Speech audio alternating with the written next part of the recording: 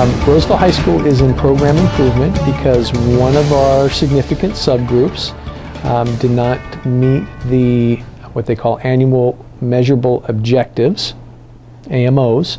That it's a benchmark or a target that is set by the rules of No Child Left Behind, and that particular subgroup this year was socioeconomically disadvantaged students. Did not meet the 55% benchmark in terms of students scoring proficient or higher on the California high school exit exam. Last year, our Hispanic subgroup did not score proficient, and enough of them did not score proficient or higher on the English portion of the California high school exit exam. So for 2 years in a row, we met 17 out of the 18 criteria. And so last year we were a warning year. This year we're actually a year one program improvement school. And so now students and parents will be given the opportunity to transfer out of Roseville High School? Right. What we do is we send home a letter. In fact, what we're going to do is post it on our website and then do a Connect Ed call to all of our families, directing them to the website, directing them to the letter that explains that we're a program improvement school, why we're a program improvement school. They will be given the opportunity to request a transfer to a non-program improvement school in the district.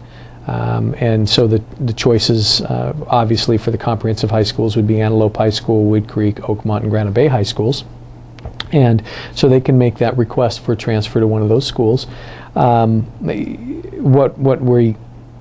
What we'll also do at the same time is to educate our parents about all the wonderful things that are happening here at Roseville. And I really don't think it's going to take that much to educate them, because they've been experiencing it, and most of our families will simply want to stay here at Roseville High School. Because when you start to look at some of the other things that we're doing, first of all, we met 17 out of the 18 criteria for No Child Left Behind.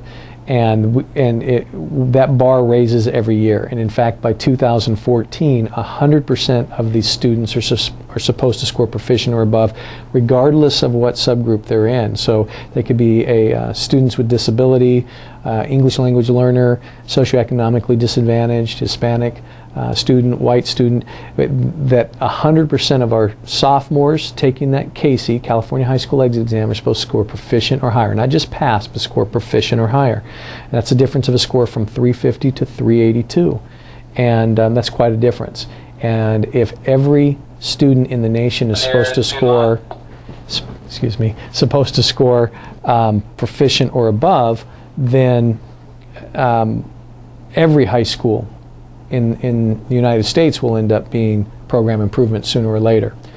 So that's part of it. We met 17 out of 18, and even in the one group that we didn't meet, we're still showing progress. If you were to look at where those students were scoring a couple of years ago compared to where they're scoring now, we've shown tremendous progress over the last 3 years in terms of growth. At the same time, we want parents to look at the other end of the scale, which is our college readiness goals. And we have taken, we've gone from 30% of our graduates meeting the University of California's A to G requirements to last year 61% of our students meeting the A to G requirements.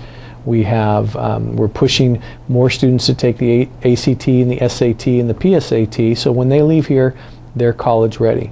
At the same time, we've increased our enrollment in our AVID program, and our AVID program, we're a national demonstration site. 10% of those students at our high school are in AVID, and every single student in AVID last year met the A to G and was accepted to a four-year university. And 25% of the students in AVID are English language learners or have been exited from the English language learner program. Many of them come from our socioeconomically disadvantaged families, and they're first generation college bound kids. And so we've done a tremendous job just in terms of that college readiness piece. Our AP program, we've gone from, we've doubled the number of test takers in our AP program. We've increased the number of students taking AP classes. We've gone from 400 to almost 800 students over the last 4 years taking AP. And we have close to over 400 students, about 450 students taking AP exams. At the same time, our pass rate has stayed steady. So we got to look at all those pluses as well. Not to mention, even in tough budgetary times, we've kept a very comprehensive high school.